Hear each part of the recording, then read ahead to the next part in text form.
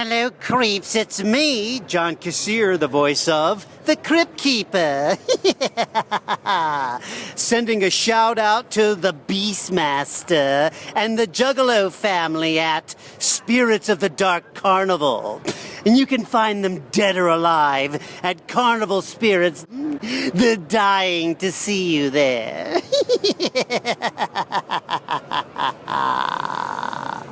We can't not talk about this. You literally just dropped a fucking banger with Royce the 5'9". Congrats on that. Dad Meets Killa. The video goes hard. The song goes hard.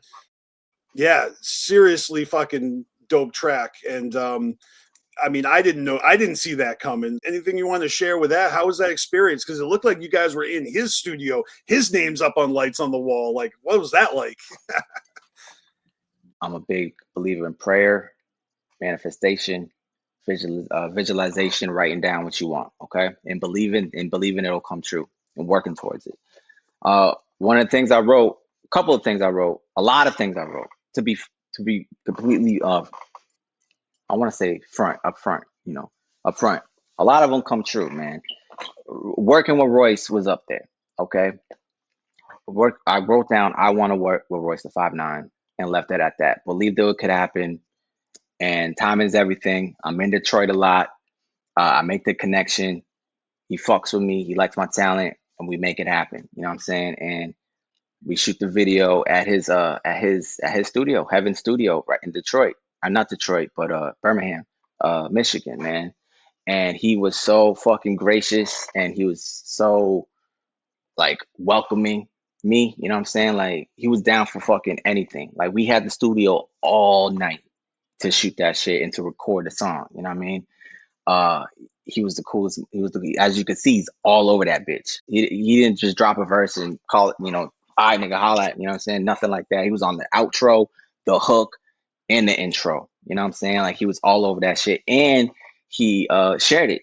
You know what I'm saying? He shared it to his page. Like right now, me and Royce are linked forever, man. And he is one of my favorite of all time.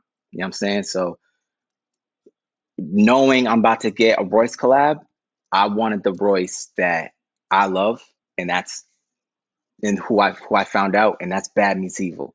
Okay, the conscious Royce we got now, the Grammy nominated, all that. He's a fucking legend. He's one of the best rappers of all time. But the Royce that I fucking found out about was Bad Meets Evil, and I was like, if I'm gonna get Royce, I want bad Royce. And he was like, oh, you want that?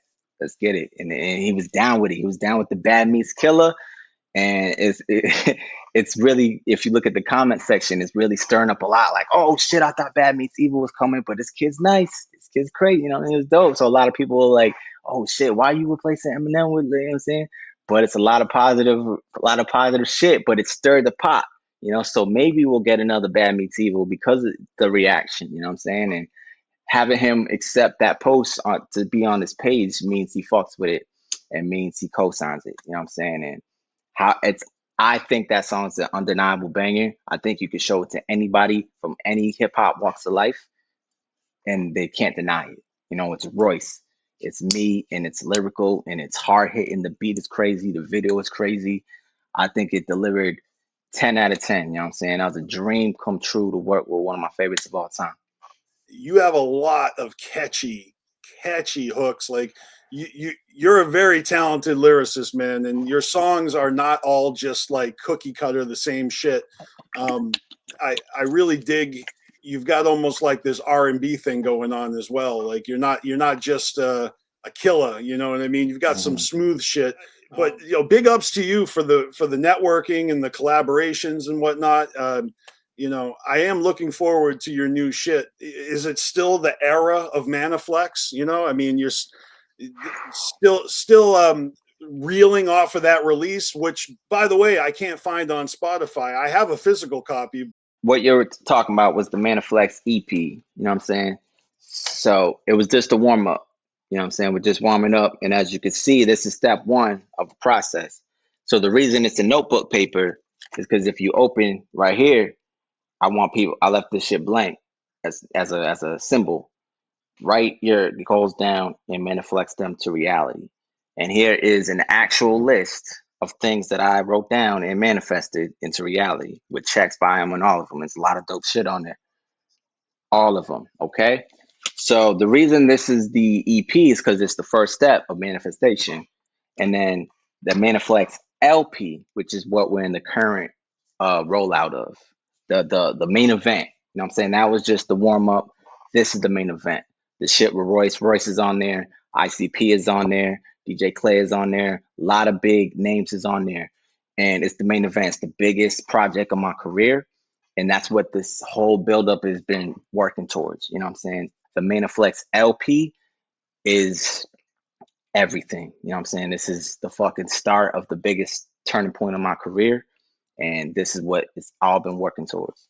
And you're officially on A&R Records. So that's the label that's putting out the album, correct?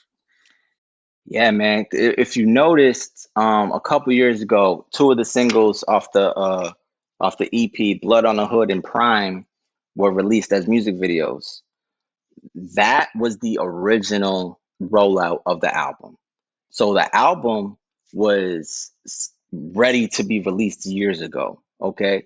So during that rollout process with Blood on the Hood, Stuck in Michigan, and Prime were rolling out, two record labels showed interest in signing me for the record because I showed it to them. I was like, here, you know what I'm saying? Let me know what you think. Da da da da. So there was two after me, and well, two interested, not out. They weren't chasing, but they were interested in signing me. And I kind of had to make a decision right there. Like I could go this route and drop it how I was planning to, or I could do something that I've never done in my entire career and had a little bit of help. Okay. I've never had help. I've never had any type of guidance. Anything I've ever accomplished, I've gotten DIY style, like no, not, you know what I'm saying? Everything. So I was like, this is my biggest release. Let's see what I could do with a little bit of guidance, a little bit of know-how, and a little bit of help for the first time in my career. And that's where the label started coming in. And that's where AR stands right now. They are offering up, you know, their resources, their help to the best of their abilities, you know what I'm saying, to make sure that this rollout goes how I want it to, you know what I'm saying? And that's where AR comes into play. But there was another label who was offering the same thing. And I had the choice. I was like, what, I could do this by myself as I usually do, or I can see how this does with a little bit of guidance. And DJ Clay's been A1 ever since we met in a Lotus Pod, man. And he's always had my best interest at heart with or without a label. So that's how I know I could trust him with it. You know what I'm saying? Because if I was never on his label, he would ride for me as hard as he is right now. And that's why Clay means a lot. You know what I'm saying? So Clay and the whole AR team is, you know, helping a lot. That's dope.